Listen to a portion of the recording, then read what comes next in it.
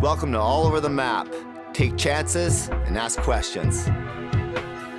Open discussion on all topics. The driving force. Get her done. Laughter is medicine for the soul.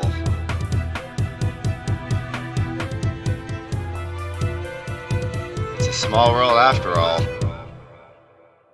Here's Umberger moving up past the Cote. A shot, he scores! Riley Cote gets his first National Hockey League goal.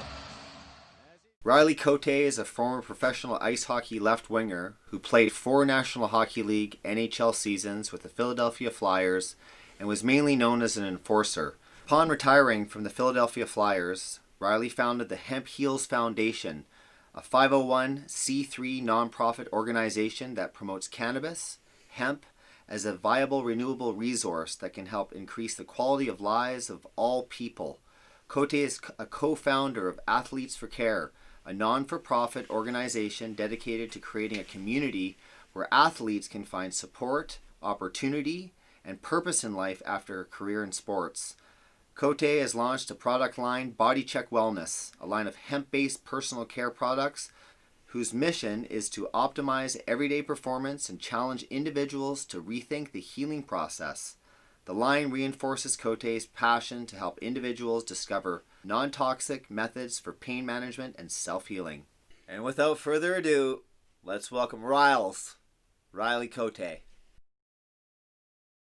You've already been welcomed, so we obviously have to ask a very serious question to kick things off.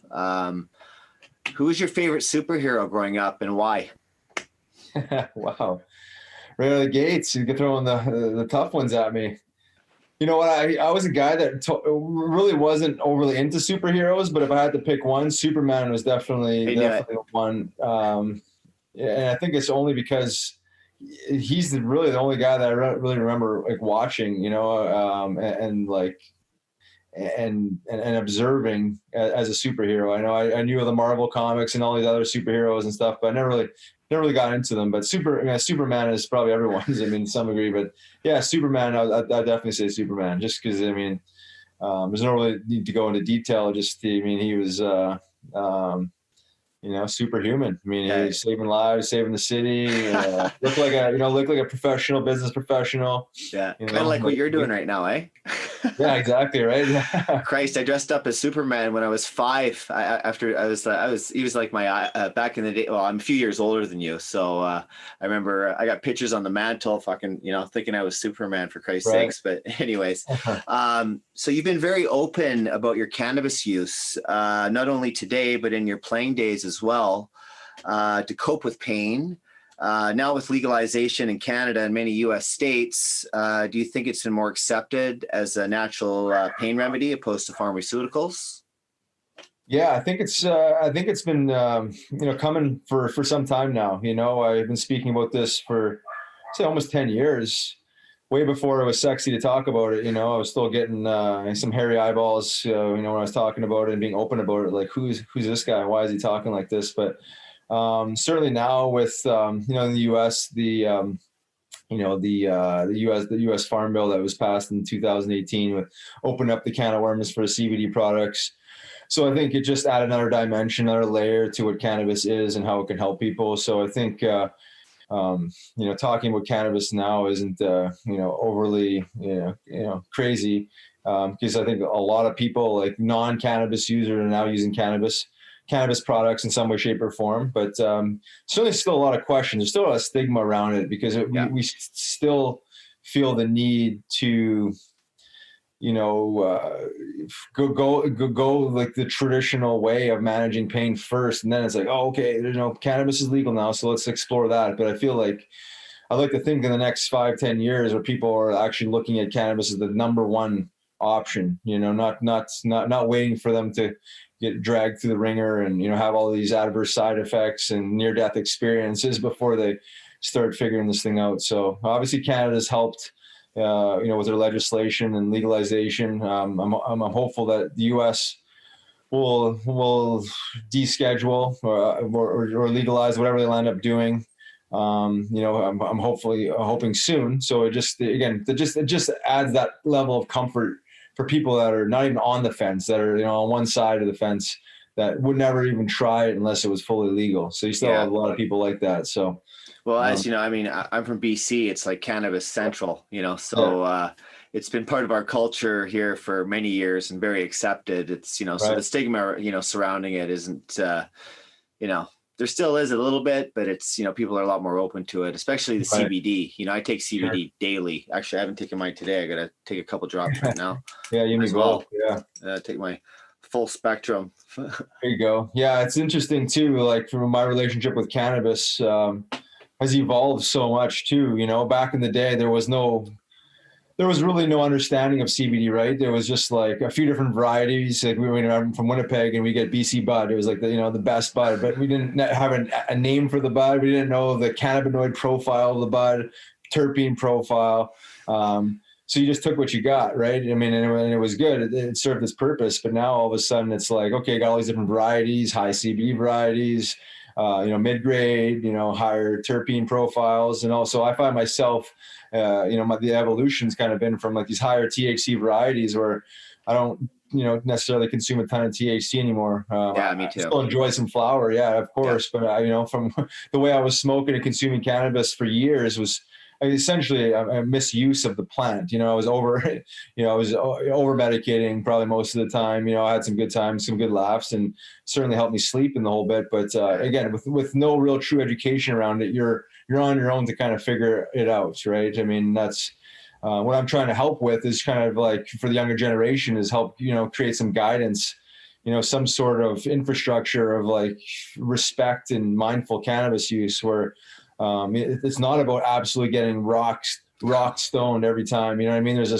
this other dimension, as I mentioned, where you can really tap into the plant and appreciate its healing properties without having to sacrifice productivity and all that stuff. So it's been interesting to see how this movement has evolved. But under the prohibition, the underground market was able to flourish, right? I mean, I know all about that. Actually, the THC, yeah, exactly. The THC was driven up through the cannabis prohibition, and the CBD was essentially driven out of the plant. Now we're finding ourselves kind of going backwards and finding more balanced cannabis products. So yeah, back in the day it was singles, doubles, and triples. Now it's quads and all these.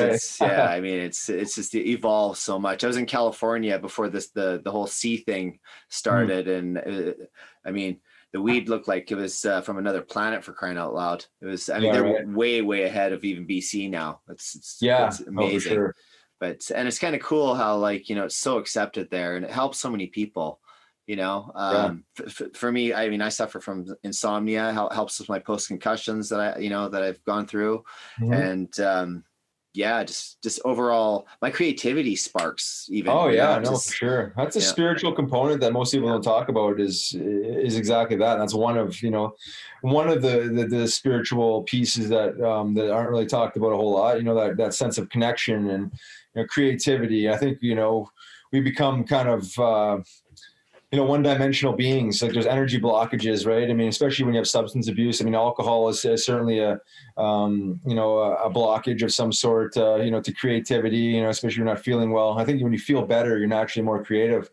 100%. But it's interesting too, like California's had a medical program for close to 25 years, right? I mean, and the fact that the rest of the U.S., I mean, a good chunk of the rest of the U.S. is still, their heads are in the sand. The fact that for 25 years they've been using cannabis medically, and say quasi legally, and then there's still a good chunk of the population that can't wrap their head around that cannabis has medicinal value. There's still people that argue that people use the term medical cannabis to backdoor recreational cannabis, and well, you can use or abuse. It's that simple. That's exactly it, right? So. And what I've learned too is, like, my own personal experience is that even though for say 15 years old was the first time I started smoking, till the day I realized that cannabis was medicine, probably around the age of 27. So say 12 years of cannabis use and just no real true understanding of it, but every time I was using cannabis, there was a therapeutic component to it and a medicinal component to it.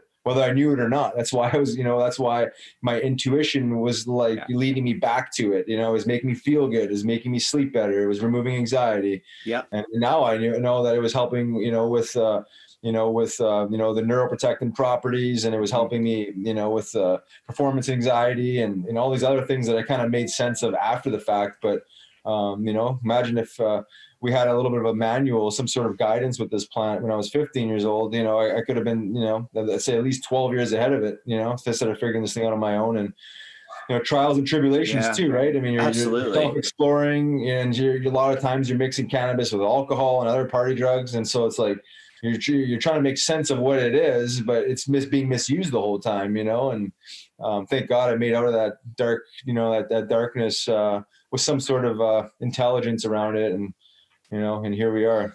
Well, yeah, I know I've definitely had my own battles with, I've been very open with my substance abuse that started, really kicked in hard my first year away from home playing hockey, just, part of that culture, obviously, that, it was just, you're basically getting alcohol, dumped down your throat, and just to fit in, just really just wanting to be loved and accepted. And, anyways, so, being an undrafted player that played in the NHL, let's hear about your journey that ultimately led you to achieving your dream. Yeah, it was interesting to say the least. Though not being drafted, 4 years in the Western League, my last 2 years I put up some decent numbers, but nothing like in the grand scheme of goal scorers and point producers.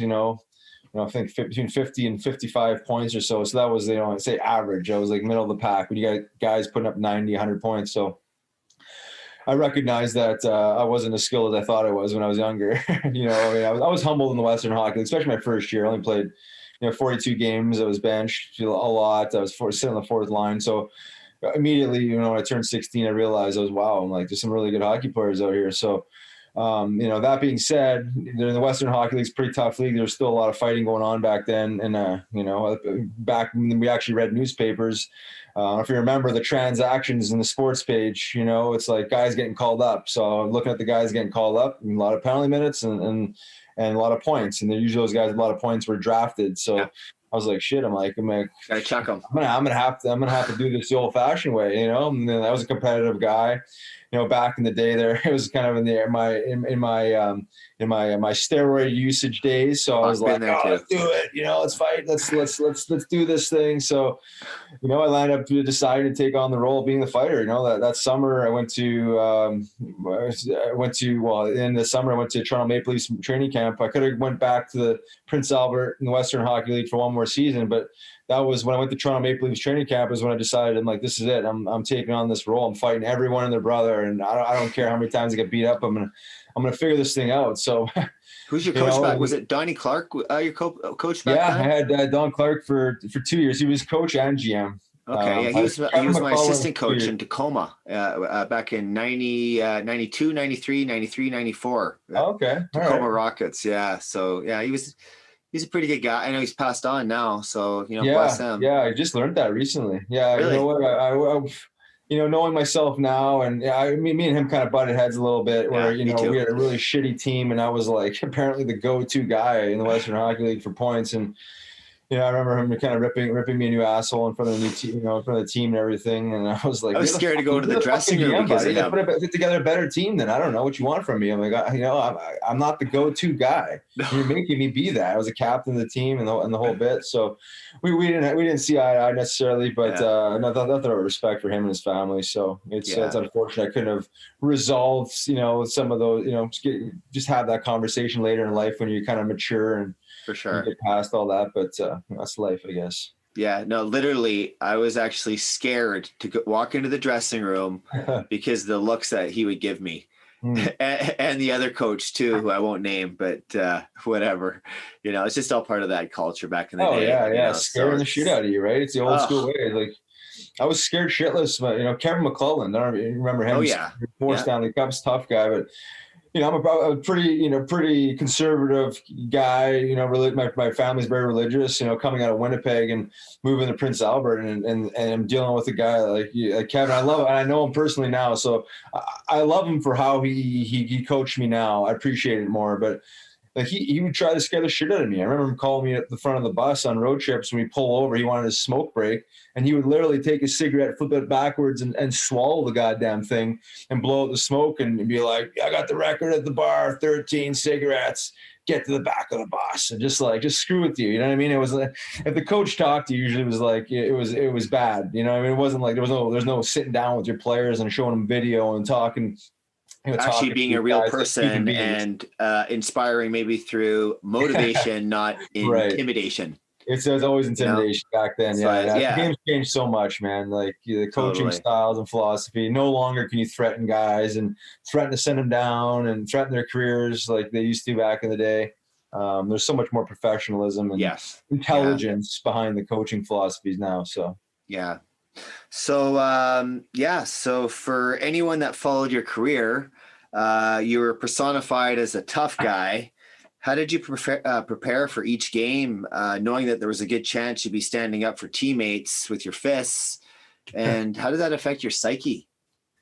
Yeah, that's a good question. A lot of coffee, a lot of Sudafed, a lot of stimulants. I mean, anything I can get my hands on. Really. What's that? Mini thins? Yeah. I swear to God, I went through phases of like everything. You know what I mean? It was like anything to jack me up and get me out of my out of my normal mindset. You know, right? Because it's like you're going to war, right? I mean, it was like it's a different way of thinking. But I always say like the physical part of being a fighter was the easiest part. It was just the psychological, it was the mental, the spiritual. You know, jacking yourself up, 30, 35 times a year, and that's the times that I actually fought a year. Let alone how many times I jacked myself up to fight. It was every game, and some games I didn't fight, but I still just, jacked up myself to fight and prepared myself to fight. So it was a chronic state of anxiety. It's the simplest way I can to explain it. And when you're in a chronic state of anxiety, you're not in alignment with source. You know what I mean? Not at all. No. And source is, when we're in alignment with source, it's, that connection is moving in and through you unindated. You know, it's, and that's, we're spiritual beings having a human experience as far as, my belief. Yeah, me too. Thoughts do become things, and focusing mechanisms, absolutely. So whatever we focus on expands. Whatever we think about, we bring about. And it's funny, I was just talking to George Larac a couple of days ago, and there's you got to be almost oblivious to not. I mean, there's a massive spiritual awakening going on globally right now, even with what's going on with this thing, with this test, with the whole COVID thing. That could be a spiritual cleanse of the planet from our, from the creator, infinite intelligence, whatever you want to call it. It's interesting. And I love how, people are actually being open-minded now to, I don't know. I think we're spiritually awoken the time we land here on the scene on Earth, and then we take all these paradigms and habits, along the way that kind of, take us away from actually those, like, who we really are. So it's kind of the return home is, kind of what we can find through, like, say, psychedelics or whatever other, healing modalities that can, help restore the brain to its natural state of homeostasis. Right. Well, I'm glad you brought that up, because I mean, it's so true that there is a spiritual awakening going on. People are becoming very aware that the system is extremely corrupt. And, the regulation, the laws, whatever you want to call them, in place, not just, just COVID related, but just around medicine and public health are completely flawed. And unfortunately, there's going to be a lot of death that comes along with this. But there's also going to be a rising consciousness. So there's always like the dark and the light. There's going to be a lot of people who are suffering. You know what I mean? We talked about, I think we're recording, but you had some friends that committed suicide. But I mean, the collateral damage of this is going to be very, very, very negative. But on the other side of it, there's going to be a lot of people that become, saved, right? You become aware of what's happening, your spiritual connection, your spiritual growth, and you're aware in the sense that what's going on, so you can save yourself. And I think that's important. So there's going to be a cluster of people that are going to have to, unfortunately, going to, see the darkness. People are dropping like flies. That's just, Yeah. I mean, the truth. The truth of the matter is people are dropping like flies. I remember I was coming back from a film festival actually before this whole thing hit, and they interviewed me when I got off the plane, and I said, it hasn't perpetuated, like to where it's, where it is now. But I think it's going to hit people a lot more on the mental health aspect than the whole actual sickness, Sure, the addiction, exactly. the mental health, that whole bowl of crap, That's exactly what's happened. that's what's happening. It's Yeah, I mean, attacking the the 14-day minds. flatten the curve is 6 months later. And I mean, you mentioned it, rise of antidepressants, rise of suicides, and we've crumbled the economy. I mean, we haven't seen anything yet. I mean, you know what I mean? I think give it another year to start see the spreadsheet and the numbers and the collateral damage. But just being aware of it is important. Yeah, it's funny how talking to all my hockey buddies, from past and present, we still all kind of stay in touch and whatnot. And it's like all these hockey guys with tough guy personas that people what you did and who you are two separate entities. Totally. And because a lot of the we like the travel and all the trauma along the way, a lot of that really opens up a spiritual breakthrough that takes you into like a vortex where you actually can kind of compartmentalize a little bit, kind of the universal laws of nature.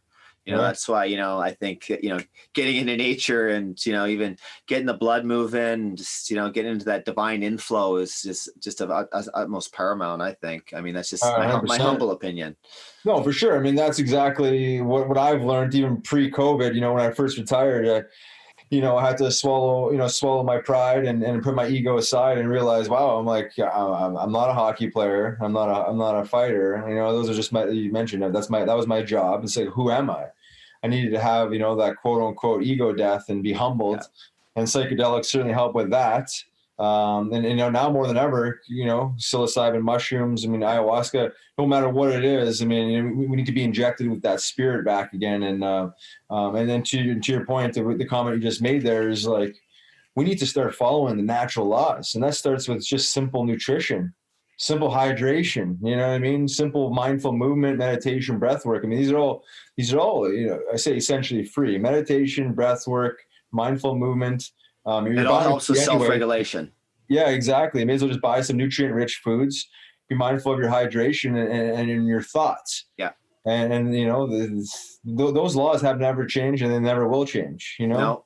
We feel like the human race has kind of evolved, that we're like a species outside of a different form of life of some sort. We're a machine, I think. Absolutely. This is just an instrument through which higher powers are projecting themselves through. Yeah. And I always say, literally, I don't know, this came to me on a 15-gram megadose of psilocybin.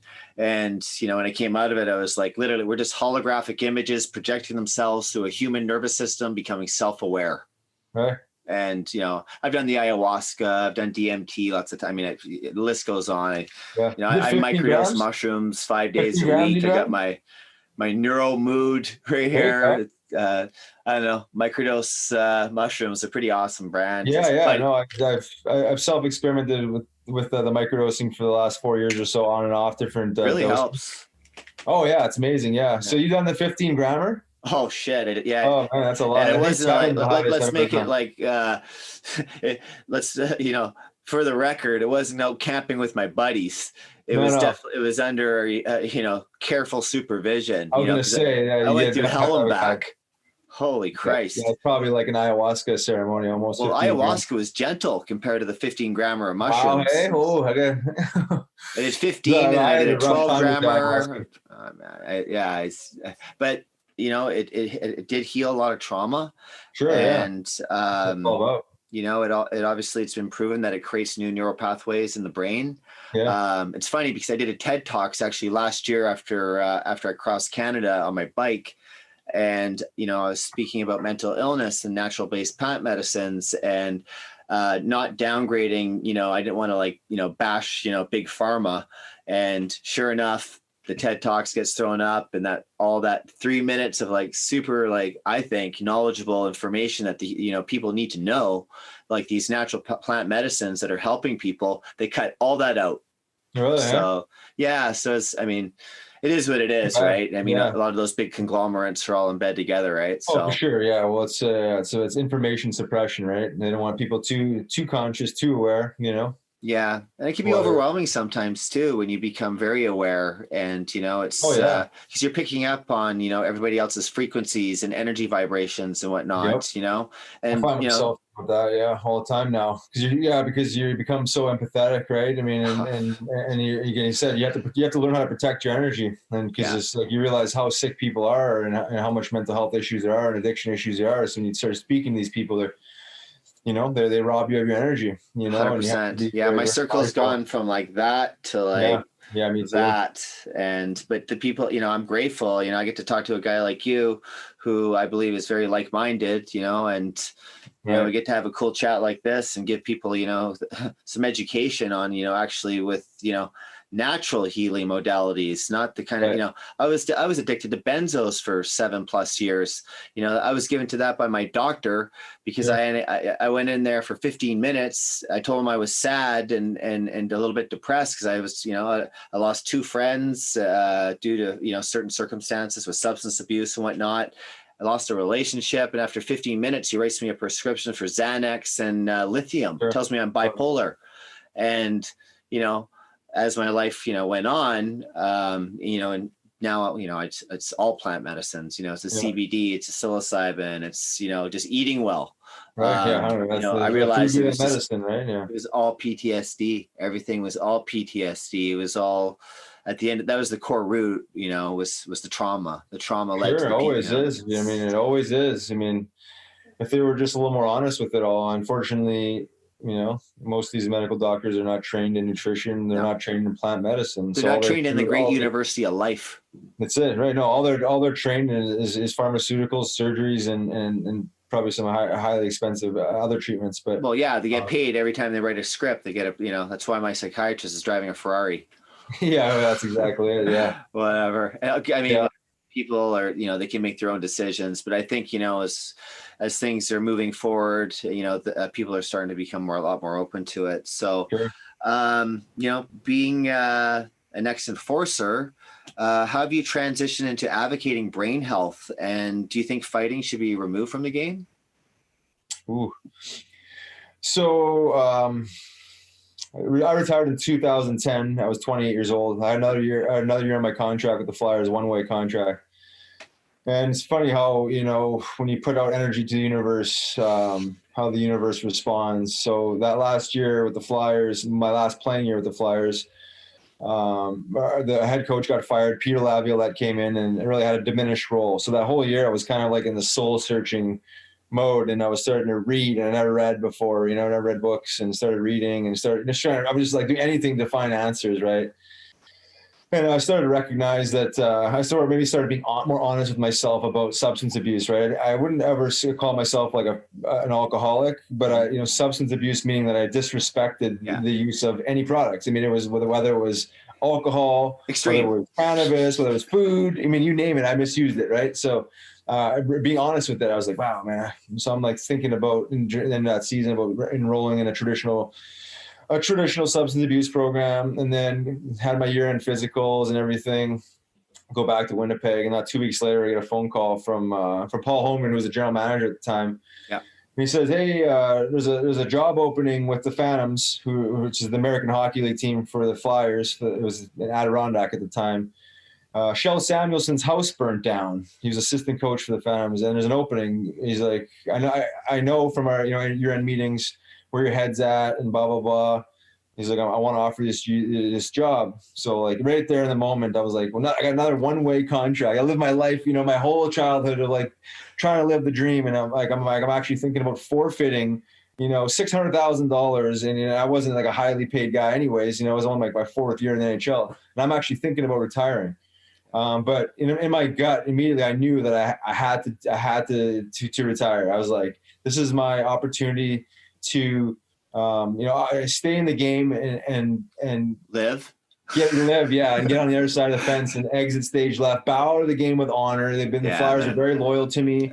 I wanted to be loyal with them. And then again, going back to my relationship with cannabis and psilocybin, in my gut, I just knew, I'm like, I can tackle this with plant medicine and nutrition from the small amount of knowledge that I accrued that last year. So I hung up the phone with them that night. I called them back next morning. I was like, I'm taking the job. So right away when I made that decision, I was like, I'm all in on this health and wellness thing and brain health and everything. So that was when I started to understand these other minor cannabinoids like CBD. I started to recognize. So I learned that the U.S. government held a patent on cannabinoids as neuroprotectants. Started understanding some of the science behind psilocybin mushrooms. So I started using these tools, these plant-based medicines with intention. Intention, like mindful using them, where I hadn't before. Going back to diet, I reeled in my diet. I made this most people think I'm extreme, but I was like, what's more extreme? Landing up in a casket? I don't. And versus like cleaning up my diet, So people are like, wow, you're so disciplined. I'm like, really? I don't want to land up like the rest of these people, So clean up my diet, really just remove refined carbohydrates and refined sugars and processed foods. And right away, like I was 215 pounds when I was playing as a heavyweight enforcer. I'm like 185 pounds. I lost like 25 pounds. You weigh the same weight. I just weighed myself. You're the same weight as me. I'm usually I'm usually 210. Now I'm 185. I'm the same weight as I was when I was 16. Exactly. Yeah, that's exactly it. But you feel great. My diet. Right? I still, I'm not. I don't eat meat. It's amazing how you feel, right? So you immediately start feeling well, and then you're using these tools, these allies around you properly, So obviously I was using cannabis, I was increasing my CBD, I was using a little less THC. I started using, psilocybin mushrooms, as like a micro meditation by myself with no distractions.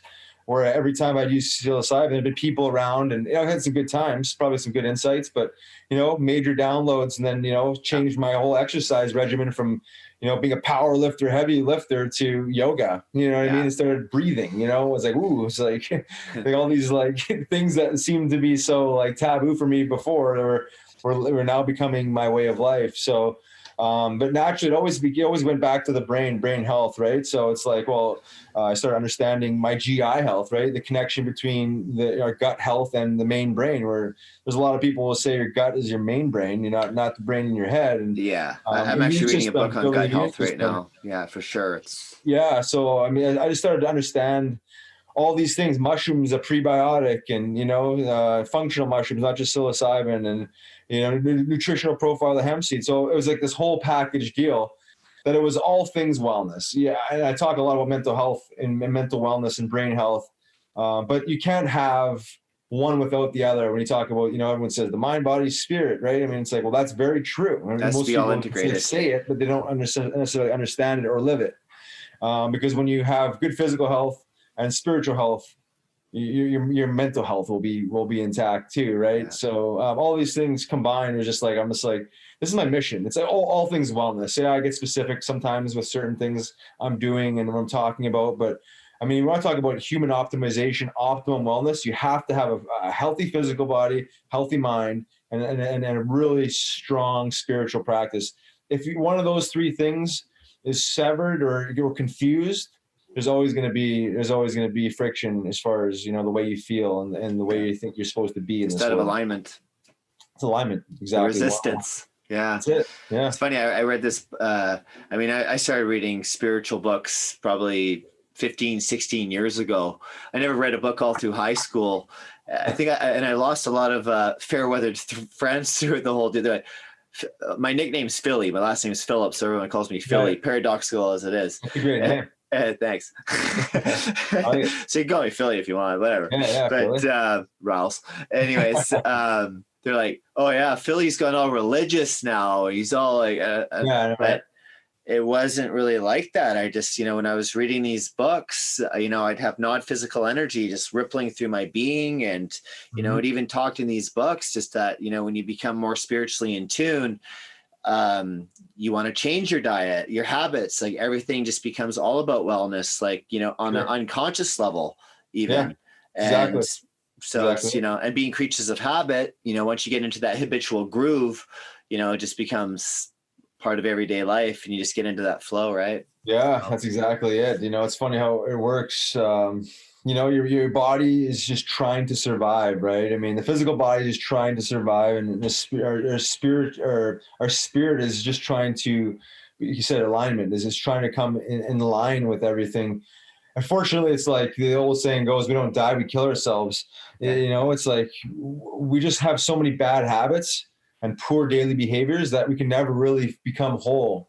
And then all of a sudden, when the people do around us, we think that they're crazy or they're weird, and they do all these weird things. And it's just because we don't understand it. We're vibrating at a lower frequency, you know what I mean? And so they say religious. Well, it's like, I don't think what you're doing is necessarily spiritual vibration. Oh, it's spiritual, right? I mean, that just shows the disconnection between religion and spirituality, that they would make comments like that. And but people. I can speak for myself, and it sounds like you deal with the same thing. Is like people observe energy, right? I mean, energy is like undeniable. You can see it, you can feel it. People act, and the way their demeanor is. I find that people like looking at me, and weird in the sense that, like, I'm saying this in a humble way, where it seems like they're just trying to figure me out. Like, where is this energy coming from? What is this? What is he really speaking about? And how does he know that? How does he know that? Because we don't know that, and we haven't been taught that. But I mean, once you mentioned at the start of this source, once you start tapping into, universal frequencies and universal energy of source energy, there's probably 1,000 names for it now that I've heard. You can't help but to want to become more conscious, and that's just become through conscious behaviors that land up becoming essentially subconscious behaviors, because it's like once you start doing things regularly, and they're good behaviors, you don't even have to think about them, and you don't have to feel like you're as disciplined. When you first start something, it's like, ooh, I'm really disciplined. I feel like I'm disciplined. But now I wake up in the morning, it's like I'm not craving, high carbohydrates. I mean, I usually fast. I fast at all. I'm going through a 24-hour fast right now. I usually fast until 2 p.m. So I don't wake up in the morning craving carbohydrates where I used to. Yeah. Because I was so off with my body and everything, you know what I mean? And craving things. And I just like soothe my gut with some, non-caffeinated tea. I'll use some functional mushrooms and some CBD in the morning and just ride that wave through the day.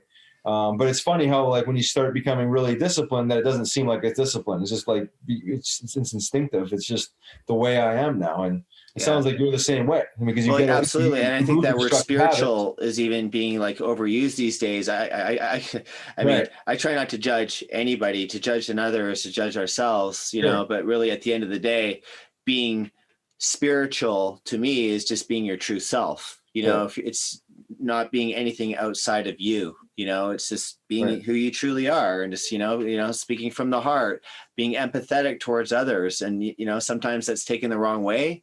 I mean, but whatever, you can't please everybody, and not that I'm me, you're you. We're all at the end of the day, I believe, we're all one, attached to nothing, but connected to everything.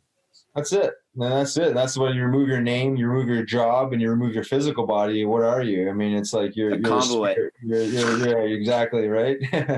And I think that's like part of the process, the spiritual growth. I've several times thought about changing my name completely. So just like a lot of people do, because it's like, not that I want to do it again. I don't want to do it. Part of the reason I didn't do it is because that people will think, oh, he's doing this for attention. But it's really, it ends up being is like, I'm just trying to set, because people that think they know me as like the fighter. It's like, oh, right, oh yeah, the fighter. It's like, that's not me. You know what I mean? So I just thought in my mind, it's like, if I had a new name and I just severed that association with my past, then I can just be me. Yeah. But I haven't taken that leap of faith yet, but I've thought about it several times. I remember doing the ayahuasca earlier this year, where when I came out of it, I was like, they're like right away. I was like, I got to change my name. I got to change my name and start from scratch here. But I think it really, at the end total of the day, reset. Like, it's just detaching from everything material. And we got, we have this obsession with things outside of us. We have to buy, consume. The disease of more. Yeah, right. Exactly. That's exactly it. Right? Had it for many years. Yeah, me too, man. I mean, I had every disease. It's like all these diseases. Which has gotten you to where you are at this stage of your evolution. You're a teacher now. Now you're able to heal people. Through your just through being you. Yeah. not the fighter. You were never really the fighter. It was just something that you did. Yeah, exactly. Yeah. My cousins actually, I don't know, you might have played again. Brent Henley? Yeah, I do. Yeah, it was a big guy, right? Big Brent Henley. Yeah, Yeah, that's yeah, my of cousin. course, Yeah. yeah. 6'8", about Yeah, 200. I never fought him. I'm gonna coach against him. Was he? How old is he? He's 5 years younger. He'd be 39. Okay, so he's my age. Yeah, so I definitely know who he is. I never fought him though. I know that, but I know exactly who he is. Yeah. Yeah, and he's, I Big mean, dude, God, man. off Holy. the ice, nicest guy in the world. He hated fighting, but that Yeah. was the only way he could make it to like the level that he got to. He never made the NHL, into a lot of camps and whatnot, but Yep. he suffers still, like all the concussions and whatnot, but he's not at that point right now where he's open to, different healing modalities that can, not say fix you, but just maybe give you a better version of who you can be, open up. Exactly. Add a few more tools to the toolbox, It's like what it is. It's like, most of us are walking around with half-empty toolboxes, or the wrong tools in the toolbox. It's like I always say, you're trying to build a house without a hammer. It's like it's pretty tough. It's pretty tough to do. But all of a sudden, you start having the right tools around you. You can do some amazing things. But what I've learned, and I've failed at this a few times, especially with my own family members, is like when you try and rush something or push something on somebody, be like, I was so excited to help people and share the knowledge with people. But a lot of people are just not ready for it. That's what I've learned. You're not you have ready to be in the receptive mode. Yeah, you just plant seeds, and it's like, when the student is ready, the teacher will appear, type of deal. It's like you just got to plant seeds, and it's like at the end of the day, I don't do any healing. It's like the individual does the healing. It's like, okay, I can introduce you to a few tools. Even the psychedelics have a really powerful way of, having people turn inwards and looking at themselves and evaluating themselves. But you come out of that experience, you still got to go home and do the work.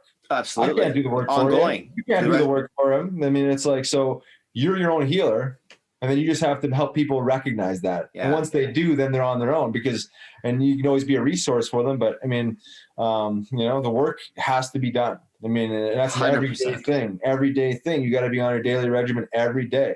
As soon as you start, taking the shortcuts, karma kicks in and starts throwing you curveballs. And as soon as you stay in line with the, say, source energy. It's all energy. I always say, energy is nature's universal set of building blocks in which he constructs everything perceptible to man, even man itself. These two men that are speaking right now over the ether of the web or whatever. At the end of the day, it's all. Everything's vibration. Everything's vibratory energy. So if you're going to take down that vibratory energy with, say, like benzodiazepines, pharmaceuticals that are like not beneficial for your overall well-being, you're fucked. That's the truth. Or you're going to go down the fuckness, and to get out of the fuckness, it's going to be a journey. It's even harder. Oh yeah, it's a tough one. What I always say to people is like, and I've learned this like over and over and over again, is like giving your power away, right? I mean, it's like we're empowered beings. Like we're all kind of like shamans at one point of our lives. All like little gods. Right? Yeah, exactly. And we slowly over time give away our power. Like, people are making you mad, upset. You know what I mean? How do you react to them? But then we talk about medicine. It's like, okay, well now I got sick.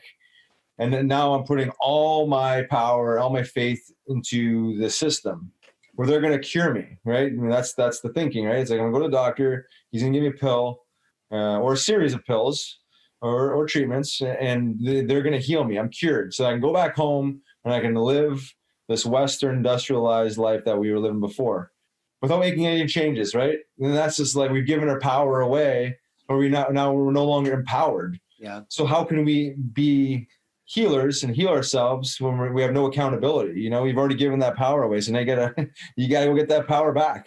It's hard because it's you gotta cap the source. Exactly.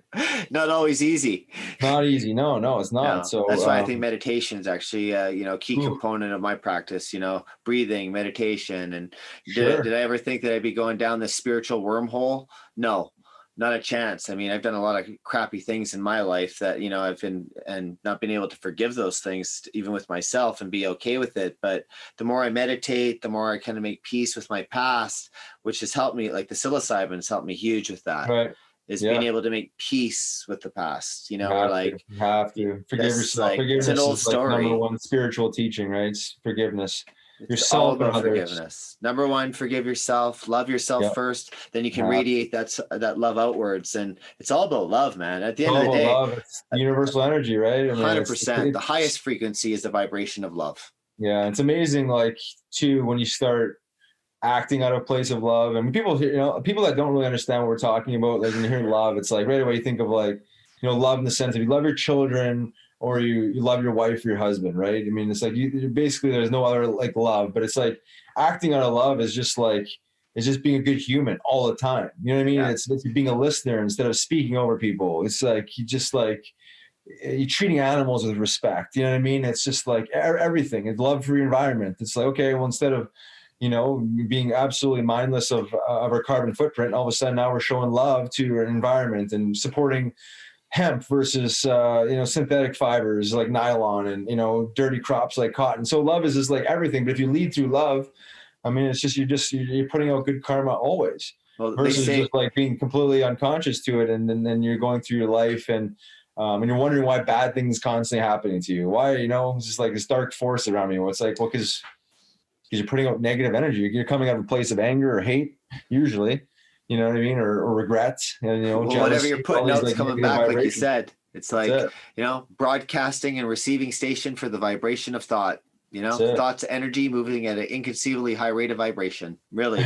So when you're shooting it out, be careful, especially with that intention, and especially if you're an intense guy.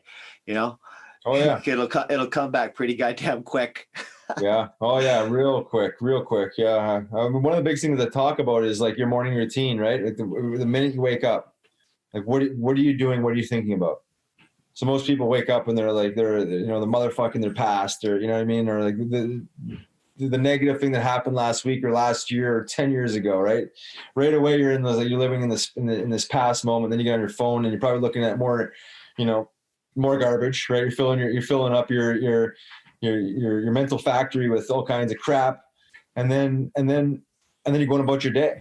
Yeah. And then you started off your day in this negative, this negative vibration, not the present, future. You're not in a position to create because you're living in the past. And I think to your point of creativity earlier, girls, we're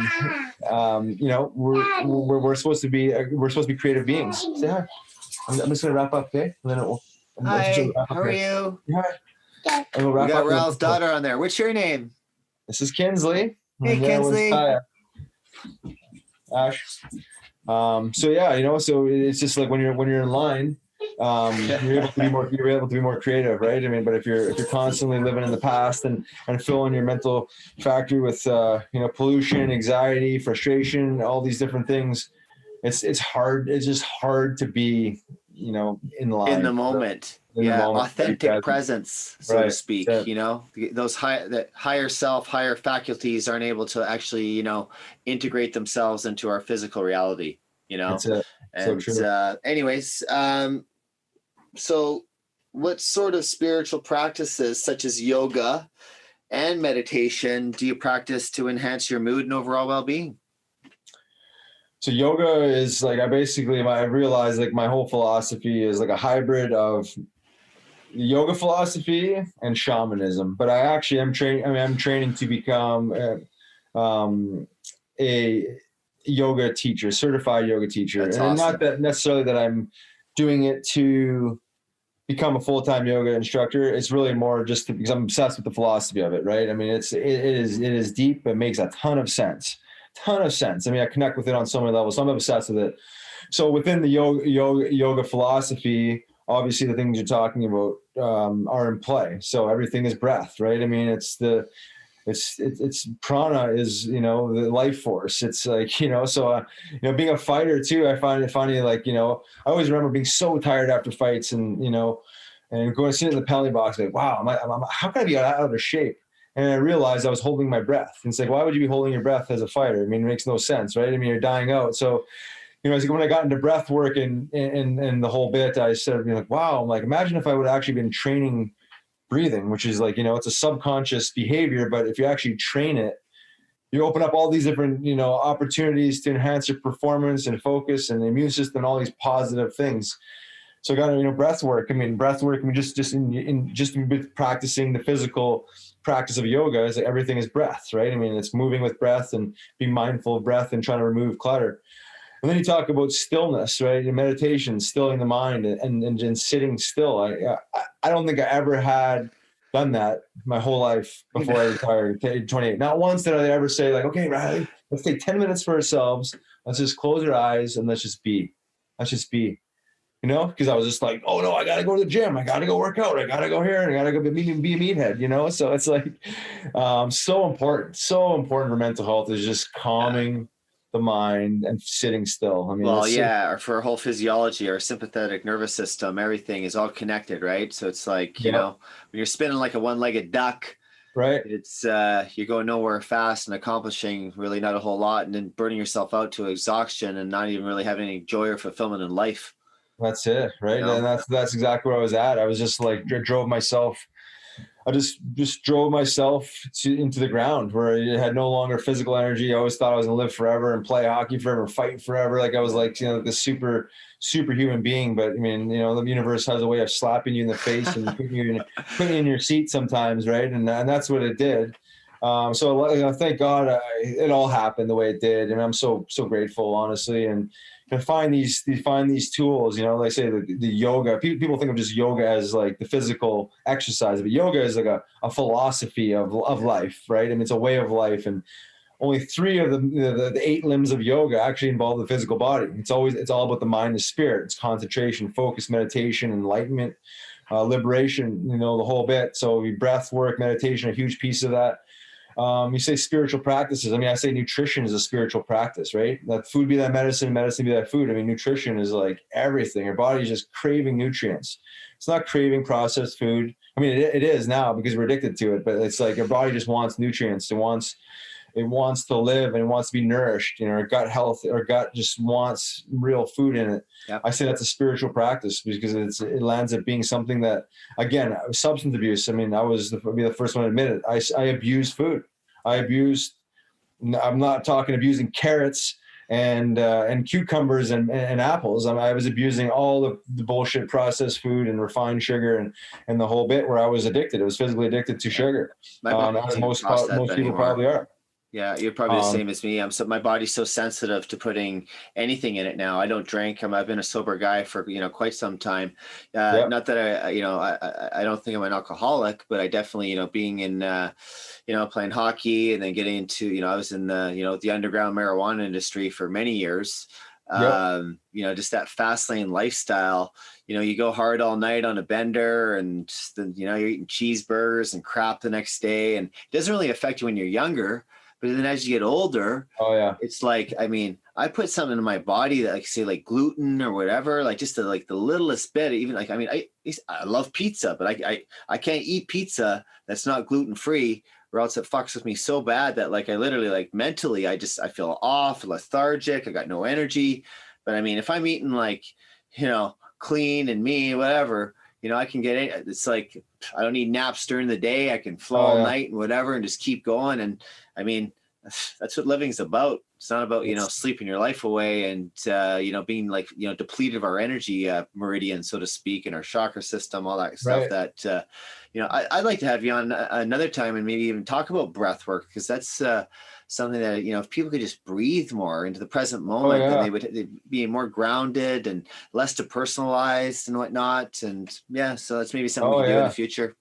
Yeah, absolutely. I'd love to do that. Yeah, Wim Hof is kind of my mentor. I mean, everyone knows Wim Hof. I mean, it's pretty powerful, some of the stuff that he does, and shows you the power of the mind, right? I mean, the power of breath and life force itself. So I mean, it's amazing. But I think, again, it's just like another thing to do for people, right? It's like, I got to do that too yet. I mean, it's like, well, 10 minutes. I mean, 10 minutes. I mean, people spend more time on their Instagram feed, and 10 minutes, the first thing in the morning. Why don't you sit down and breathe a little bit? And I want to kind of say something onto your point there. When you're younger and you're eating the way we do and drinking the way we do, you don't know what it's like to feel good. Really good. You know what I mean? You think you feel good, but you really don't know what that really truly feels like because you've never experienced it until you rid yourself of these toxins and the poison and the garbage. And then all of a sudden you feel like amazing. You're like, holy shit, like how did I not know this or do this before? How did I not feel like this before?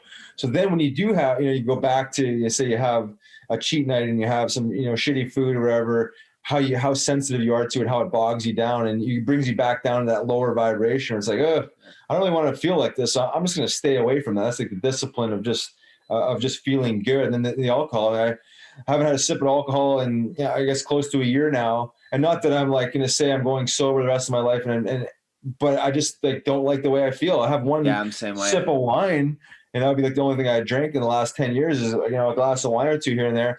And it just makes me feel like garbage the next day, where, again, lowering my vibration, where it's like, I don't really want to feel like this. I got, 2 young girls that require a ton of energy, and if I'm off a little bit, it's like, and then I look back at how many naps I took. I napped every single day for like 2 hours a day. I couldn't wait to leave the rink and go home and sleep. And it's like, I don't nap. I don't nap. I have sustainable energy. So once you tap into that, it's the idea is to not want to ever go back to that.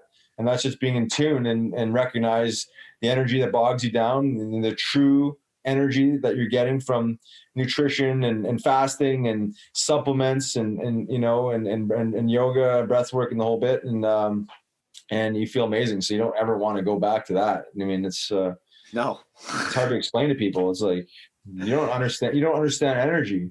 That's the thing, is like, and I was the worst one for it. I thought energy meant like stimulants. I need caffeine. I needed coffee. I needed something to give me this energy. But energy is like, especially talking about energy, like physical energy. I mean, it's like, we only have so much of it, prana, life force. And it's like, it comes from different ways. Like, it's amazing how some of these yogis, like these true ancient yogis, would fast for days on end and breathe, and they get energy from breath. You know what I mean? It's life force. Yeah. It's like, okay, well, how can a human think, in the Western culture, think that you can actually sustain life for more than one day on just breathing? You know what I mean? It's like breathing. It's like, it's fundamental. It's just like, but then you talk about actually engaging in breath work and tapping into energy sources way beyond sources from unknown forces. Yeah, exactly. Right. Way beyond food. Right. I mean, you think of food as energy. Yeah, it is energy. It's supposed to give you energy, not rob you of energy. Yeah. So the whole like turkey dinner analogy, it's like, well, people want to blame it on tryptophan. Well, yeah, there's probably some science behind tryptophan actually make it a little bit lethargic, but what about the stuffing? What about the overeating? What about the potatoes and all the other shit that you're eating along, But most people, that's the way we eat. It's like, we got to eat biggest meal of the day first thing in the morning, right? So like, what do? You eat 1,000, 1,500 calories of usually starchy foods, and you're tired right off the bat, right in the morning. Your first thing, you're energized and you're tired from now your body's in overdrive. We're digesting food. Yeah, I had this discussion the other day. More coffee. It's like, okay, well, and that's the cycle, right? Well, it's, you rely on sugar and refined sugar and stimulants to get through the day, and then you never really understand true energy source, right? Yeah, well, it's you put something that's dead in your system that's been injected with steroids and all kinds of other chemicals. That's going to take away life. You put something that's raw into your food that's like natural. It's going to give you life. So do you want more life, or do you want to be like more?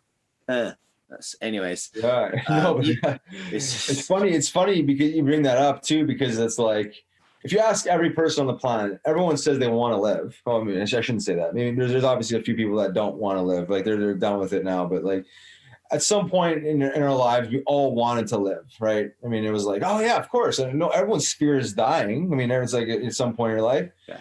But then then if you were to like show them their daily behaviors and say, well, this is robbing you of energy. This is killing you. This is killing you. This is killing you. This is killing you.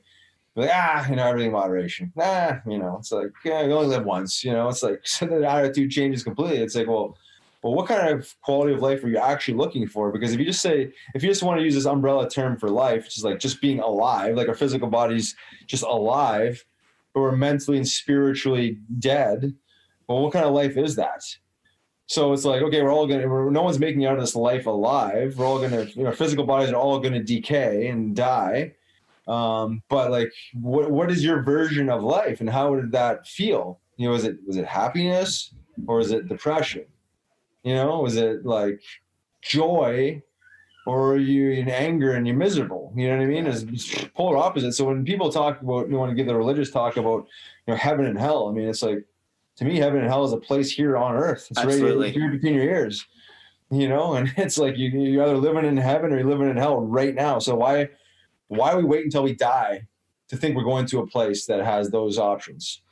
You know what I mean? And the power of choices, we actually, have been gifted with, for the most part, with the power of making choices. It's a lot of people, choose wisely. I mean, life's unpredictable as it is. You never know, it's like, be willing to die every day, because the next day is a blessing. It's just like, so what are you going to do with today? What am I going to do today that's going to like contribute to this world in a positive way, in a positive light?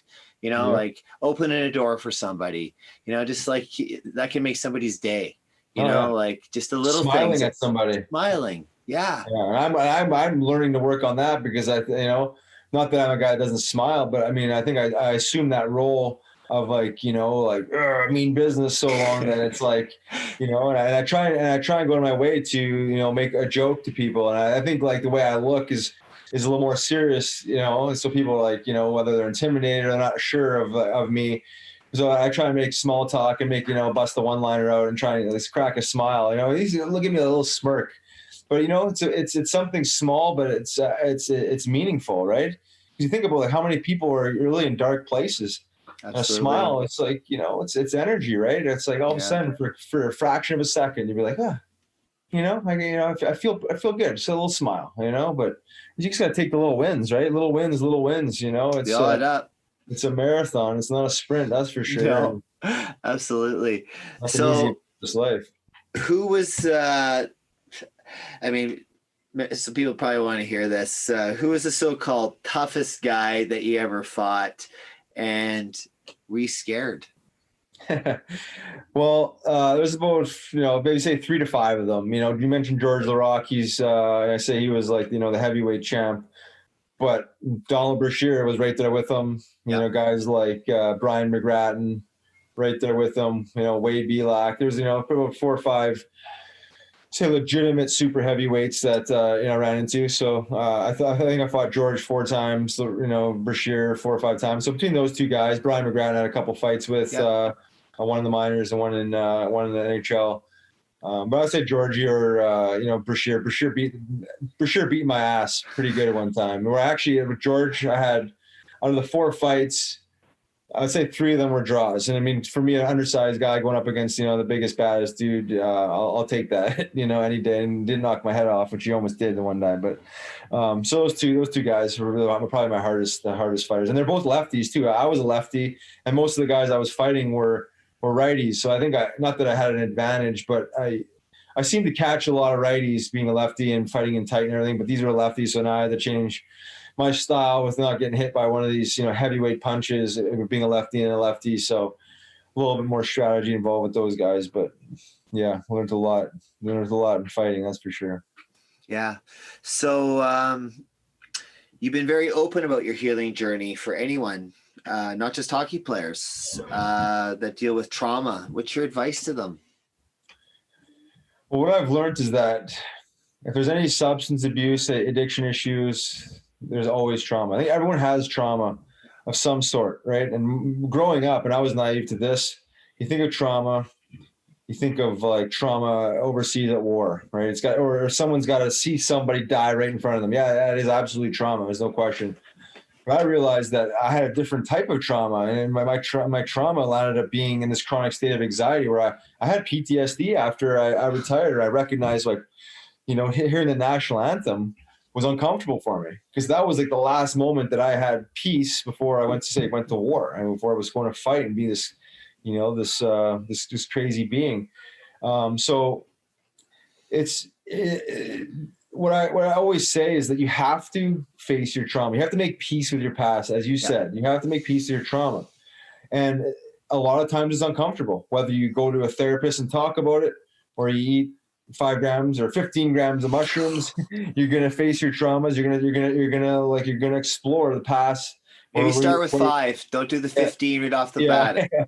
Yeah, exactly. Whatever it lands up being, the psychedelics in general, they have a an interesting way of showing you your trauma, but making peace with it. You kind of bow out to it and move on and release these energy blockages. So I think what most people tend to do, and I was guilty of this, is like you bury your trauma, right? And that's alcohol, it's substance abuse, food. I mean, whatever drug it lands up being the drug of choice, or a combination of them, we bury it. We want to bury it. We want to bury it, and then the self-talk becomes more and more negative. I'm not good enough. I'm not, I'm not this. I'm not that, and but what we realize is that we all had some sort of trauma, and some sort of negative thing that we have to overcome. Fear. Being born is trauma. Being born, it's trauma, right? Exactly. And fear is just like, fear kind of comes associated with traumas. It's like we have to face our fears. We cannot be a slave to our trauma and or our fear. You know what I mean? So most people's fear of death or fear of failure. Evidence appearing right, eh? What's that? Said false evidence appearing right, eh? Yeah, fear. Right. That's exactly. That 4-letter word just sucks. But we can use it as a motivating factor as well. Yeah, fear has its place for immediate danger, right? I mean, if I'm out with you and in Kelowna or something like that, and we hear something in the bush, we'd be like, okay, well, fear response goes up, your hairs go up, and say, okay, well, let's remove ourselves from the danger, and then we're no longer in danger, and the fear goes away. But when you're constantly living in fear, and I think COVID is probably a good example of chronic fear, where now people are literally hemming themselves in their basements in their house, and they don't go out and be a human being because they're in fear they're going to get this the imaginary boogeyman is going to get them. Well, there's been boogeymans all around all the time. We're constantly fighting viruses and bacteria and everything else. So it's like you can choose to be human and you can do human things, or you can bury yourself into your basement. But living in fear, I mean, what's this thing I just heard? It was fear is the fuel that fires the furnace of disease.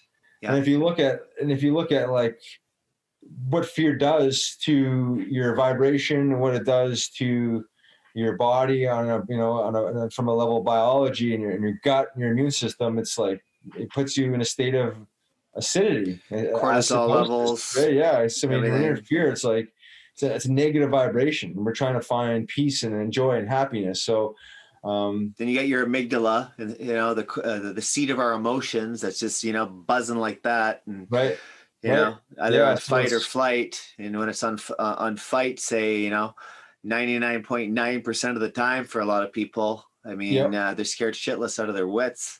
That's it. Yeah. So there's no simple answer that I can give you besides you have to face the trauma. You have to face the darkness, but it's slow win, like small wins. But just like, if you can just cram in one good daily behavior a day and cram out one bad daily behavior, whether it's just your morning, one piece of your morning routine, start by, instead of waking up and picking up your phone, maybe the win for that day is let's just leave the phone there for 30 minutes. Yeah. And let's just breathe or meditate, or just grab a cup of tea, non-caffeinated. I do drink caffeine, but just to start the day calm. And you know what I mean? And just one little thing. That's a win. That's a small start win. The day calm. Start the day calm. Right. Common in gratitude. Right. And then then slowly build from there, because what you're going to find is as you start incorporating or cramming in more positive daily behaviors, you cram out more negative ones, that your life naturally becomes better. But I mean, at the end of the day, we still have to address our trauma in our past and then forgive ourselves. It comes back to self-love and self-care, right? I mean, it's if there's no forgiveness, there's really no true self-love or really true energy of love that we can emit. Yeah. So there's a lot there, I know, but it's always turning inwards, looking at ourselves. The answers lie within us. Self-introspection. Yeah. They land up being already there. We're looking outside of ourselves for the answers, unfortunately, a lot of times. Usually for the majority is self-validation. I'm not good enough. I'm not worthy, but everybody is worthy. Even the people that are so-called sociopaths and narcissists and whatnot, something probably happened to them in the past that actually led them onto to being that way or Right. whatever, you know. Hurt people, right? Exactly, you know. And then there's that iceberg, right? There's like, you know, underneath hurt or anger is usually hurt, you know. There's whatever, there's up, and it's tough, you know, peeling the onion, the layers of the onion away sometimes. It's like, it's not the easiest thing to do in the world when you've been through a lot of stuff, especially a guy that's played, you know, a lot of years, you know, in hockey, and you know, all the travel and whatnot, and waking up, where am I today? Who do we play tomorrow? You know, it's, you know, it's a lot of life experience packed into a short amount of time. And then when you're done, it's like, okay, now what? But like, it's really awesome that you've been able to discover your definiteness of purpose. Yeah, thanks. No, it's been amazing. I'm truly grateful, and what I've learned is that I know nothing. You know, it's like I'm a student of life till like till the day I die, and I love learning. Like I've never been more obsessed with learning now than I ever have been. You know, the last 10 years of just like I've, you know, gained more knowledge in the last 10 years than the previous 28, and I'll be forever a student. You know, I love learning about everything. You know, I'm constantly, you know, trying to find new teachers, whether it's, you know, yoga teachers or, you know, chefs and, you know, nutrition experts and, you know, cannabinoid experts and doctors that are actually, you know, doing the right thing, and, you know, psychotherapists, and just whatever I can get my hands on, reading and just learning. So it's amazing. And, you know, thank God for getting punched in the face for 8 years for a living, because you're affecting a lot of people's lives in a very positive way. Mine too. You know, I don't follow a lot of people on social media. I actually just made my profile public not that long ago. Because you know, sometimes it can be it's, you know, you can put out such a very positive message on social media, but at the same time, you know, I remember, you know, a few years back, had all these followers and whatnot and stuff, and I'm like, if I'm gonna have my life based on like how many people like my shit or followers, I could get, like, I don't care about that. But when you're trying to put a hard one for people. That's a hard tough one. People. Yeah. I mean, I always look at your stuff. I love it. I love it because I see the intention behind it. Like, you're not doing it to be famous, you know? Like no, not at all. I think that's the misuse of the tool, right? I mean, social media is a great tool. I think it was developed for the right reasons. Unfortunately, it's become so shallow and superficial. Now we don't even communicate, you know, the right way. And it really shows the shallowness in some people. You can look at some people's pages, and it's like, you know, it's like, hey, me. It's about me. You know what I mean? Look at me. And you see this like real hole in their, you know, in their being, and they're not being superficial and very egocentric. But I mean, I try my best to use it the right way, and I have a love-hate relationship with it. I mean, you can get swallowed up, you know, scrolling through it. And as an introvert, you know, putting myself out there was always a challenge for me. You know what I mean? Like, getting comfortable enough to like speak the truth, like, even though I wanted to, and I felt like I had a lot of good things to say. You know, it put me out of my comfort zone. I think you got to get uncomfortable sometimes, and I'm still learning how to do it. I'm working on more content, or I'm putting myself out there more with a little more strategy behind it. But yeah, I'm just trying to use it the right way, put out the right vibe, put out real truthful information. But selfless, you know. I mean, this is not about me. This is about putting the truth out there to the world, and hopefully people can, you know, at least see a little bit of it, you know, and maybe plant the seed is really what it's all about. Plant the seed. Somewhere down the road, they'll hopefully connect the dots, and, you know, that's all I'm trying to do. Absolutely. Well, you know, they say, Joseph Campbell said it, the cave you fear to enter holds the treasures that you seek. You know, so it's, you know, so moving beyond fear.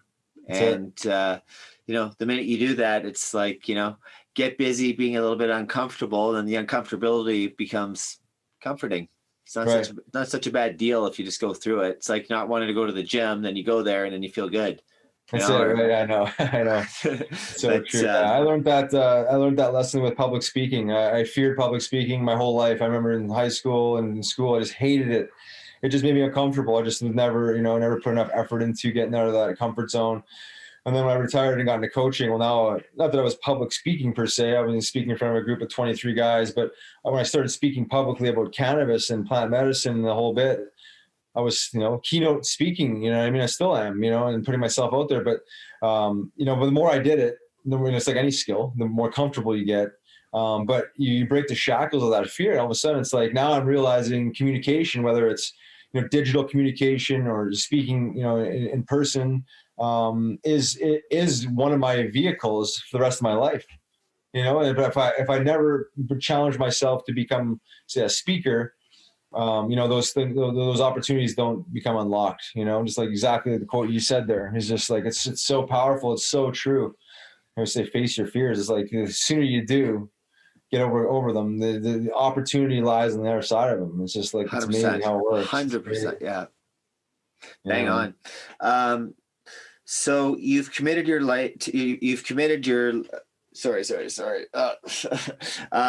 You've committed to a life of healing, mental fitness, and the integration of plant medicines in your recovery of post-concussion syndrome, PTSD, and substance abuse issues. Let's talk about these sensitive topics.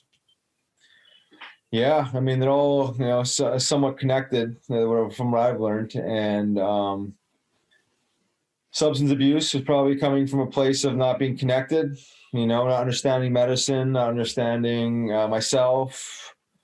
And, you know, so self-medicating with the wrong tools and, you know, depressants. I mean, you know, nervous system depressants, alcohol being the biggest one. And, you know, had a relationship with other party habits as well. You know, not sleeping properly, you know, not doing these simple fundamentals that we talked about. So I guess when I made the decision to retire, I was fully committed. It was like, okay, I'm all in. And plant medicine is one of them, yes. But most of these tools are just land up being right between the ears, like, you know, inside you. So I just kept fully committed to healing, and, you know, again, being punched in the face several thousand times probably when it was all said and done. Obviously, I had an onus on healing my brain specifically, so that's when I really got into, you know, using CBD and some, you know, and psilocybin, you know, mindfully to really just maybe help repair the damage that I caused, but also, you know, the spiritual element, you know, was just like, you know, reconnection and humbling, you know, the humbling properties that psilocybin has on the ego. I just felt like I needed to do all this work. I think what's the saying? Like, you know, fit to serve, you know, fit for service. It's like, if I'm on an airplane and the plane's going down, you put your mask on first so you can save other people's lives. It's like, well, if I can't save myself, how can I really do anything for other people? So I was dead set on doing, you know, everything I possibly could to increase my personal overall wellness, physical, mental, and spiritual, emotional, I mean, the whole package. And, you know, naturally, you know, people see it, they see what I'm doing, and they're curious, right? So then now I'm in a position where I feel like, yeah, I am able to help other people legitimately, not just like, you know, superficial online Instagram coach, you know, it's like, oh, it's just like find something to do and help people. It's like, well, I have the experience. I lived it. You know, I'm not just pulling the shit out of my ass. You know, I lived it, and I have the experience of actually transforming, and the experience using these, you know, plant-based healing modalities, as well as these human fundamental healing modalities. So I have the package, and the science validates all of it. You know what I mean? There's enough science to fill up, you know, the Titanic now between breath work and nutrition and yoga and cannabis science and psilocybin science. I mean, it's all there if you look for it. You just have to be willing to look for it. So, yeah, man, it's just the darkness, you know, cornered me. You know, I had to make a decision. The darkness took you to the light. It does. And so now it was just all about working on myself and getting myself to a place where I needed to feel comfortable enough to put myself out there. And I did that. And I felt like I did that several years ago, but it's constant work. I'm constantly growing, as we all know. We're all constantly growing, or we're growing or we're dying, I guess, you know. So, but I've chose to grow and live. So yeah, I was trying to exude, you know, life and energy, you know, in a positive fashion as much as I possibly can, and be the light, you know, be the change. I mean, Gandhi said it how many thousands of years ago? I mean, it's nothing new. It's not a new philosophy. I think every religious and spiritual text talk about it. And be the change you see in the world. You have to be the change. You have to change, and you know, and we that's what I'm doing. That which we are. Yeah, exactly. So, and you're radiating pretty damn good right now, man. I'm so happy to, you know, actually be speaking to you like this. I feel like I'm actually talking to someone that I feel like I'm talking to myself. God. Yeah, I know. I feel the same way. Yeah, I know. Well, you know, your vibe attracts your tribe, right? I mean, it's we're vibrating on the same frequency. we're not just making small talk and talking about the weather. You know what I mean? We're talking about real talk, and I feel like I've known you for years, just based on us connecting. Maybe we have. Yeah, maybe we have. I mean, in a previous life somewhere. It's powerful stuff. I don't have these conversations every day, and I wish I did more. And I do, but I still have a lot of small talk conversation, and they serve their purpose. Don't get me wrong. I don't want to sound righteous, but I do appreciate connecting with people that have the same type of philosophies and have the same type of desire to live and help people along the way. Yeah. I think it's at the end of the day, it's all about service, man. You know, and even when you bring a lot of people, they struggle financially these days. They're having a go, and I always say, serve more, earn more. Right. The more you serve, the more that'll just come in, but no expectation. Just give with your heart, with an open heart. Don't expect anything, and then watch how it flows. Watch how the universe responds in kind. Yeah. So true. So, do you have any idea how many concussions you've had over the course of your life, and how challenging it's been to actually overcome these post-concussion symptoms? I don't have an exact number. I've been diagnosed with 3 in my professional hockey career, and then 1 previous to that in youth hockey. So four actual diagnoses. But like learning about brain trauma now, and the spectrum of concussions, I guess anytime your head shakes, and the brain rattles, there's some level of concussion, right? It's on the spectrum. So I guess every time you get punched in the head or get, body checked, it's like on the spectrum. So I don't really have an answer to your question. It's definitely more than 4. I can assure you that. 4 diagnosed, probably 100 undiagnosed. Yeah, right. No, and probably ones that you had, then they shoved you right back out there on the ice to go fight somebody else too. I bet a few times, eh? Oh yeah, I remember one definite concussion that I had that wasn't diagnosed was against Brashear when he pounded my ass. I got hemmed in the corner. I had nowhere to go, and this big fist coming at me and tagging me, and I usually you'd go back, but I was like the boards were keeping me up, so I took a few extra punches, but I went after him later in the game. You know what I mean? And I had 2 totally swollen black eyes from it. He beat my ass. The next morning, sounds like fun. Oh yeah, in the shower, blowing my nose in the shower, my eye, I could feel it like it was like an air balloon. My eye like swole shut from me blowing my nose, and I learned about 20 minutes later that I cracked sinus cavity. Jeez. I played the next night and tried to fight again, but there's no way in today's game that they would ever allow me to play. What I mean? I definitely had a concussion, but I mean, it just like you just do what you can. I mean, it's a survival, right? I mean, even if I pulled myself out of lineup, someone's taking my job, and then it's like one of those types of deals. It's survival, right? I mean, as I getting a paycheck, it was my livelihood, so. Instead of it shouldn't be survival. It should actually be surthrival for for all of us. There's enough resources in this whole entire universe to help everybody, but hopefully we'll get to that point maybe when this whole deal's over, that we can start sharing more and just being more compassionate to one another, and just I hope so. community, unity, and really just. I don't know. We'll see what happens, but it's like you said. There's a lot of people are dropping off, but at the end of the day, I think there's going to be a crack open of a real spiritual cleanse that is, I think, that is absolutely needed for a new earth, so to speak. Yeah, right. Totally. So you've embarked on a quest to use the sports platform. I'm going to ask this question again. You can cut it up. But so you've embarked on a quest to use the sports platform to normalize and legitimize the use of all plant medicines and share your discoveries with the world. How's that been going for you as cannabis and psychedelics has now gone very mainstream? Well, it's been pretty interesting, to say the least. You don't realize how powerful the sports platform is until you actually use it to make change and real positive change. So, they always say, like, you have a duty as an athlete to give back. And, I didn't really necessarily know what it meant in the past. yeah, we did our hospital visits and you do some charity work and stuff like that. Then all of a sudden you realize the world we're living in and how banged up people are and how, how much they need help. So, learning the science about, around cannabis and psilocybin, I recognized that people put a lot of faith in athletes. It's like, they almost have more faith in sports as guidance than the doctors themselves. If Tom Brady came out tomorrow and be like, guess what? I used cannabis and CBD and blah, blah, blah. It's like all of a sudden you'd have this like huge influx of people using cannabis only because Tom Brady said it. So I recognize I'm not Tom Brady, not even close. But nonetheless, I had a story. I played professional sports and I had, buried myself into the ground.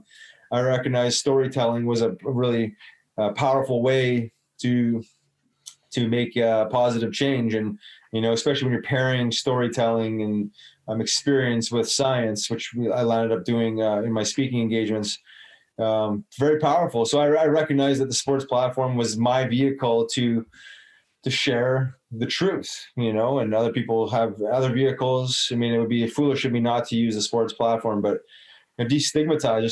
There's still a stigma around it, but I feel like if athletes can use it, then the common man can be like, oh, well, the athletes are using that. If it's always about performance, then we could probably use these too. So again, it's just, I say, taking advantage of my experience and my storyline and my life in sports and using it to as a foundation to propel my message. So it's been pretty impactful. Yeah. It's great, man. So you're an advisor and psychedelic integration coach for a psilocybin-assisted clinical immersion company called Wake Clinics. Let's hear all about that. Yeah, really interesting stuff they got going on. This is in Jamaica, one of the largest psilocybin cultivation facilities on the planet, as well as some other functional mushrooms.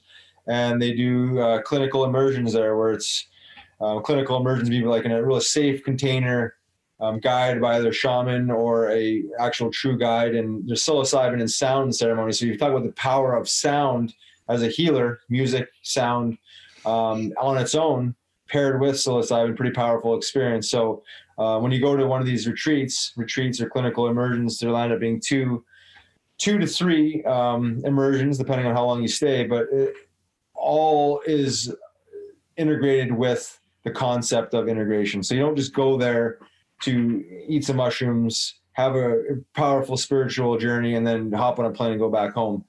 No, it's all about living and taking care of yourself, self-care. So all the things we talked about today, there's yoga, there's breath work, there's nutritional healing, there's, meditation, being open, communication, all these different fundamentals that you take home. So obviously COVID threw a wrench in the retreats because of international travel there. Hopes to be resuming soon. So the integration component for me is, again, it's whether it's there in the moment in Jamaica, helping these guys conduct integration circles, or after the fact. I mean, once you leave, the retreat location, integration just forever, right? I mean, integration is nothing more than all the pieces we've talked about today. So it's integrating those back into your life. It's being more patient. It's being more forgiving. It's more self-care. It's increasing your nutrition and, all these tools of mindfulness. So interesting stuff going on. There's no question. And, the psychedelic space, specifically psilocybin, has really, really grabbed some major momentum throughout COVID, the whole bit, where there's publicly traded companies now. And it's unbelievable. Unfortunately, it's probably becoming more industrialized than you'd hope this quickly, but nonetheless, the fact that the FDA's fast-tracked synthesized psilocybin as a breakthrough therapy, there's a lot of positive movement in this space. But to me, the true natural occurring mushrooms, guided by proper trained professionals in association with psychotherapists, in a safe container, is the way to go. True respect. And true appreciation for these powerful, fungal medicines. I mean, is what they are. And happy to be part of a progressive company. They're really, really engaging in the science component. The studies they've actively started I think three clinical studies with West Indies universities in Jamaica, microdosing one on anxiety, microdosing one, I want to say, for depression, and a couple other ones that they're assembling along the way. Because it's so diverse, right? Psilocybin is not for one specific thing. We talk about mental health, talk about brain health. There's so many pieces to heal. So they're doing amazing work, and I couldn't be happier to be a part of it and help where I can. I'm really kind of helping out the athlete division. Yeah. I know when I take the neural blend, I can actually feel my brain creating new synapses and neurons and whatnot. Yeah. I can actually feel the integration of like the right brain, left brain actually like integrating together. It's quite something. I'll just sometimes, bodily, I'll feel it a little bit because I know we carry neurotransmitters in our gut as well.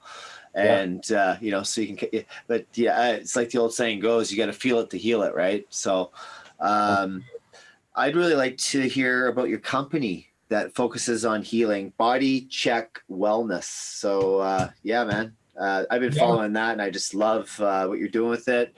I know I've heard from a few other people. It's just an amazing product. So maybe you can tell us a little about that. Sure. Yeah. Body Check Wellness is a hemp-derived CBD and functional mushroom company.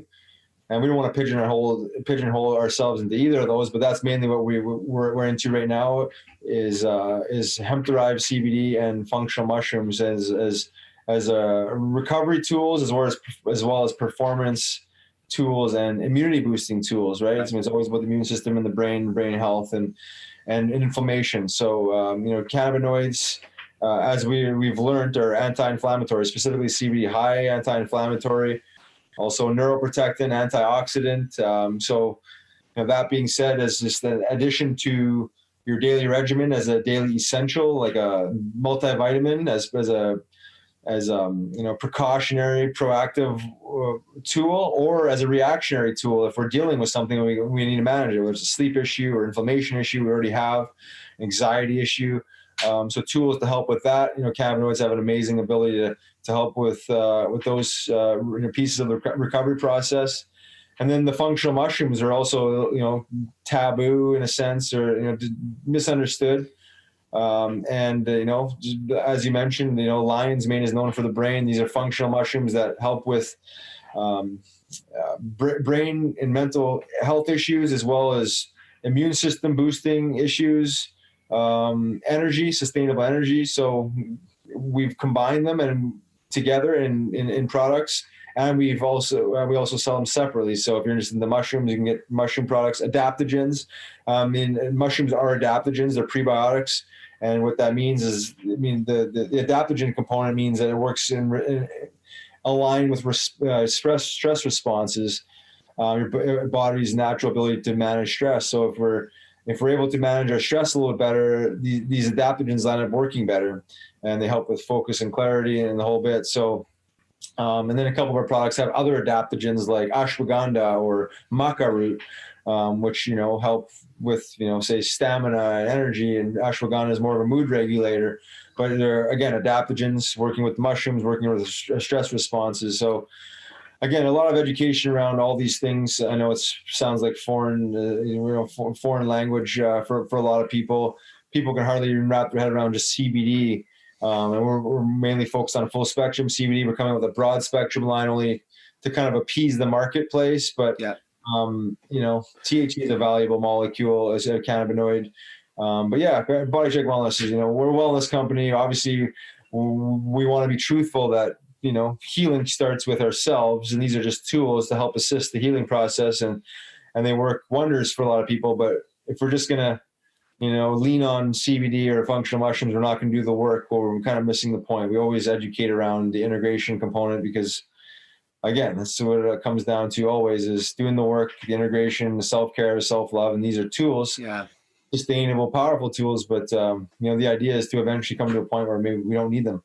Exactly. I think that's the part of life, is we have that ability to heal. So get there until you don't have to be there anymore, and then you can just function, without, and just the way we're the way we were created, we really shouldn't have to take any of this kind of stuff. It's what, society and the hierarchies above has been, been putting in our food and all kinds of stuff. It's just like, I think the most two important classes in school should be nutrition and PE. I hate to say it, actually, I know I don't hate to say it, but I think, it all comes down to, our well-being. You can't function well with, when you're all blocked off, not eating the proper stuff. And we talked about that, but so you're a co-founder of Athletes for Care, which is a 501c3 nonprofit that helps people to find safe, non-toxic ways to manage physical and emotional pain, as well as other mental health issues, while guiding them to understand a world of self-healing. Let's hear about that.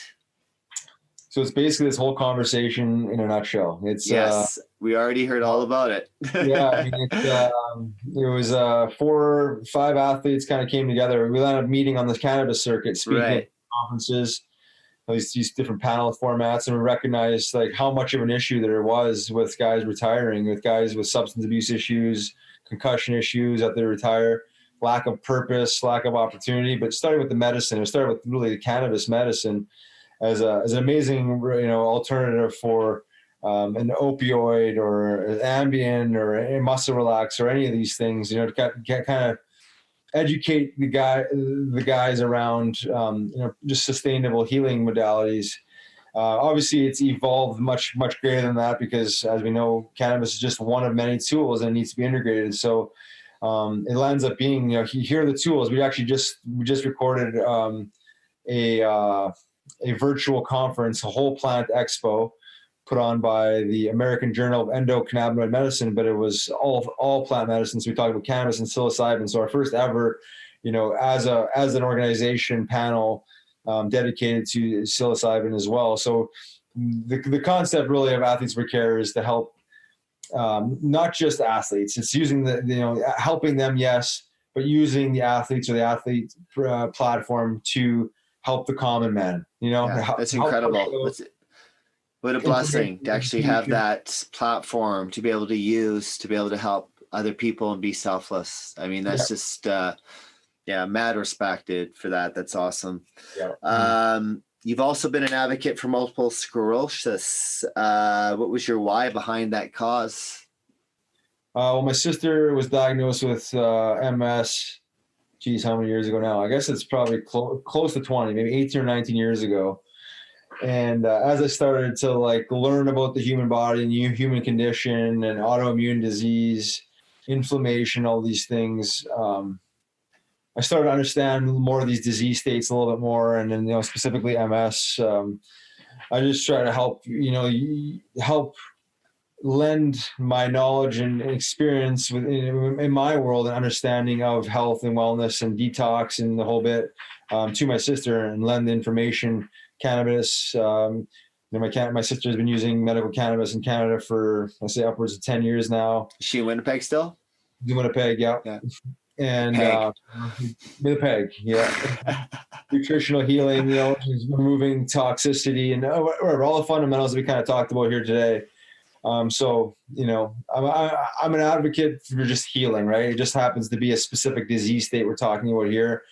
And I would never done any work in the MS space if she hadn't had it. But when you kind of break down disease states, and they're obviously all different to some degree, but there's a lot of things that are the same. When you talk about inflammation, there's always inflammation around all these disease states, and there's a lot of gut health issues that are related to all these disease states. So whether I'm treating or not treating, but helping someone treat MS or cancer or diabetes, it's like a lot of the same pillars are in play, right? I mean, we're trying to detox, we're trying to remove poison, we're trying to remove the inflammatory response, we're trying to incorporate more anti-inflammatory foods and supplements, and the formula ends up being the same. But for the most part, I don't want to come across uneducated around it, but but you are. MS diagnosis, yeah, right.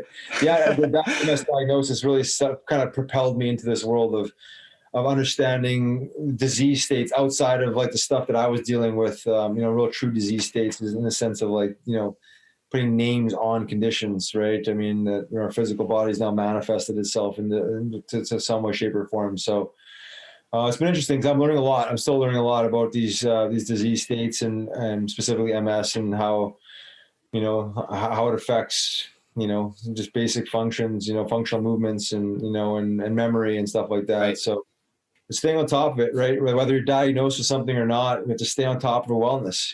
It's like it's forever. So even if you don't have an actual diagnosed disease, you have to live like you did, in a sense, where it's like we have to constantly heal. We have to constantly heal. So I never, not once in the last 10 years, I wake up and take life for granted, right? It's like, just gotta stay on top of it. And even if tomorrow I had a symptom and I went to see a doctor or naturopath, and he said, well, you're dealing with this. Well, I feel like now I just gotta be a little more regimented towards treating that specific ailment, but my lifestyle isn't going to change a whole lot. You know what I mean? Because I think I've come to a point where I've removed the poison, and now, I'm adding all the nutrients and all the pieces that, promote life. And then you can actually feel the gift of life. It's, as far as we know, we're here, for one go around. We might as well, enjoy the gift. Every day we wake up and open our eyes is an opportunity. It's, what are you going to make of it? Right. So, and if I'm correct, you're in the process of building out a hemp processing facility and soil to oil curriculum with PA State University called Advanced Alchemy Labs, if I'm correct. That's exciting. Can you educate the people and obviously the world on this project? Sure. Yeah. That sounds exciting, man. COVID threw a massive wrench in this play, but nonetheless, it's still moving forward. But right before COVID, before the lockdowns of COVID happened, we signed an LOI with a state university, Cheney University. It's the oldest historically Black university in the U.S. In Pennsylvania. And the idea was to lease one of their existing buildings out to build out an extraction facility, a cannabinoid extraction facility and lab. For a revenue share business opportunity that Body Check would be tied into, somewhere down, as a separate entity, but tied into, but also to help build out a soil to oil curriculum with the school. So the students could actually enroll into this university and learn about, cultivating hemp plants and soil and harvesting and processing and marketing and the kind of like basically the whole process to bottling and again marketing. So we're with COVID and the wrench thrown in. The state was actually we're actually going to inherit a state grant, and state funds had to be allocated different places. Obviously, with the economy being in the tank and a lot of this like Black Lives Matter stuff that happened. There was just a delegation of funds that landed up going other places besides ourselves. But here we are 6 months later and patching this project back together and building back up. But shit happens. We could never have predicted COVID. It's one of those bounces in life. You just got to like figure out a way to understand and move on. Adapt, modify. Yeah, right. So we're kind of at the beginning stage of the project where when I wrote this bio 6 months ago, when I started, was doing a few things, this advanced alchemy was like right in the beginning stages of moving forward. And then I feel like we're in the exact same spot, but there is movement. We've had at least one phone call a week with the president of the university and a couple other government officials in the last month. So we're back to where we need to be now. It's just building it out. That's great. I wish you all the success with that. Just obviously that's for the world, right? It's not just for it's not right. Absolutely, I know it's amazing. Part of it is on many levels. There's a few dimensions there can be pretty impactful. So definitely. Well, if there's one profound message you can give to the world in these times of drastic change, what would it be, my man? Wow, it's look inwards and believe in yourself. Believe in yourself that you already have the tools to take that next level. Because I think there's a lot of self-doubt, that kills a lot of dreams. And a lot of that self-doubt and not looking outside of yourself leads to leaning on tools outside of yourself that are unsustainable. They're either will poison you, or if they break down, they won't be there for you. And then you'll be standing there, confused and wondering what's going on. So everything lies within you. You got to believe in yourself, and then, all the things we talked about today, tackling fears and start doing the inner work every single day. I mean, it's every single day. I mean, like Jim Rohn says, work harder on yourself than you do your job. It's hard for a lot of people to wrap their head around. It doesn't mean like physical work. We're so trained to think about what work is. And it's just like, well, work is breathing. Work is also meditating. Simple, like really low impact things. Work smarter, not harder. Work smarter. And the astonishing power of belief. It's amazing when you start believing in that philosophy. All right, my man. Just want to say thanks, Riles, and keep spreading the love, brother. And just how can our audience follow you throughout your journey on all social media platforms? Obviously, you're on Instagram, and you have 2 pages. Obviously, your Body Check Wellness and your own personal. So maybe you can fire that out to the masses. Yeah, and sure. Yeah, then we'll wrap her up. Sure, yeah. Instagram at Riley Cote 32, Body Check Wellness for the hemp derived CBD functional mushroom company, and Check is spelled CHEK, so Body Check Wellness. I'm on Twitter at Riley Coyote, so RILEE COYOTE. I'm on LinkedIn, I'm on Facebook, but I think the Instagram. You're all over the map. I'm all over the map. Exactly. And there's is there anything you haven't done or what? Come on. I've tried TikTok for about a week and I just couldn't get into it. There's been a couple of failures for me. I just between email, text message, phone calls, social media, I mean, my bandwidth is exhausted, so trying to do the best with what I got, and I'm just trying to put the good word out there. So reach out if you guys have any questions or collaboration ideas. I'm open to. Absolutely. Yeah, I'm sure there's a lot we can discuss in the future. There's lots of opportunities. Absolutely. Sure, yeah. Let's do it. Let's talk about it. For sure. All right. So I guess we're Crocodile Dundee. Yeah, man, it's been a pleasure. I appreciate you having me on, and thank you so much. And we'll be in touch in the next little bit here. Yeah, sounds good. Anyways, thanks, man. That was great.